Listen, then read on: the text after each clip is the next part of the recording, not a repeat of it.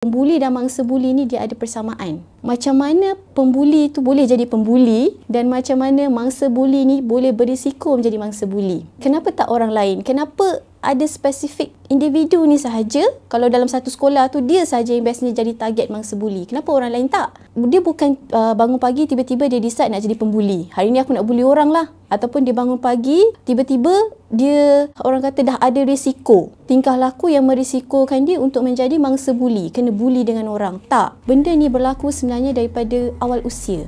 Cuma kita tak sedar. Even parents pun ada yang tak sedar. Okay, apa persamaan antara pembuli dan mangsa buli ni? Semuanya bermula dari rumah. Semuanya bermula daripada parenting. Macam mana didikan dia. Setiap daripada mereka ni mempunyai temperamen yang berbeza. Tapi bila kita guna parenting yang sama, contohnya terlalu permisif ataupun authoritarian parenting, so mereka akan develop satu defense mechanism yang akhirnya menjadikan mereka sama ada pembuli ataupun mangsa buli. Tapi persamaan dia satulah daripada parenting di rumah. Dan yang kedua, mereka mencari sesuatu yang selamat. Mereka nak rasa selamat.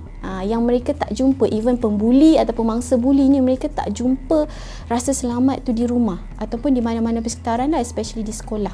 So pembuli, dia membuli sebab dia nak rasa berkuasa. Okay, so dia rasa bila orang tunduk dekat dia, so dia selamat daripada segala ancaman. So orang takut dengan dia. Mangsa buli ni pula, dia akan ikut je apa yang pembuli tu cakap. Dia tak berani nak bagi tahu cikgu. Contohnya, walaupun kita dah bagi kempen dah ni, kena bagi tahu cikgu, kena bagi tahu kaunselor, tapi dia tetap tak berani. Kenapa? Sebab dengan dia ikut cakap orang, dia rasa selamat. Okey, aku takkan kena pukul macam ni, aku takkan kena bully as long as aku ikut apa yang dia nak.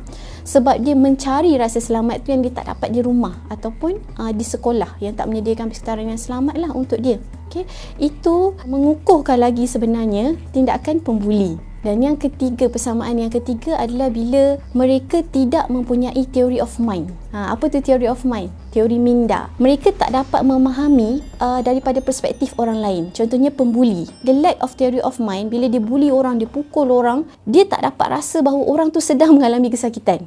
Sama juga dengan mangsa buli. Bila dia dibuli, dia sebenarnya tak sedar tau yang dia sedang dibuli. Sebab itu, ada juga recent issue sekarang ni kan, yang menjadi mangsa buli adalah kanak-kanak special, autism, yang mana kita tahu lack of theory of mind, keadaan dia lah. Okay? Even juga ada juga anak-anak yang tak ada diagnosis kan, perkembangan yang biasa, tapi dia tak rasa safe dekat rumah atau because of parenting yang disebutkan tadi tu. So dia tak diajar berkenaan dengan kesedaran emosi, dia tak tahu dia sedang dibuli. Dia try nak fit in sebenarnya, dia nak mencari kawan, dia nak cari group of friends. So dia ikut saja apa yang kawan dia tu nak. Okay.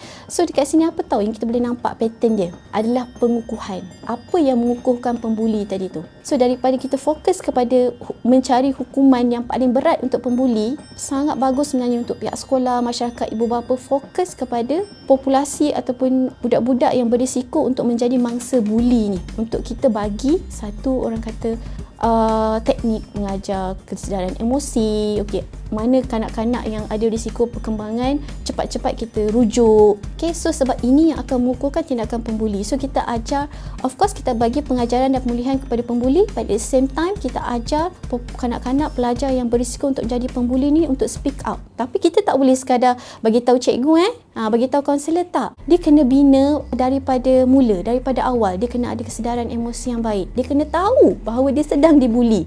Dia kena ada keyakinan diri yang baik. Walaupun it's okay kalau aku tak ramai kawan, aku tak perlu nak fit in dalam grup tu, as long as aku ada beberapa kawan baik. Tadi dia nak bully sebab dia nak kuasa kan, orang tunduk dekat dia. Sekarang tak ada siapa tunduk dekat dia. So keseronokan untuk menjadi pembuli tu dah hilang. Okey, so persamaan dia yang penting kita nak tengok juga, persamaan dia adalah kedua-duanya memerlukan bantuan, kedua-duanya berkongsi orang kata lack of theory of mind sebenarnya. Saya Nur Hafizah Ramli, psikologis perkembangan.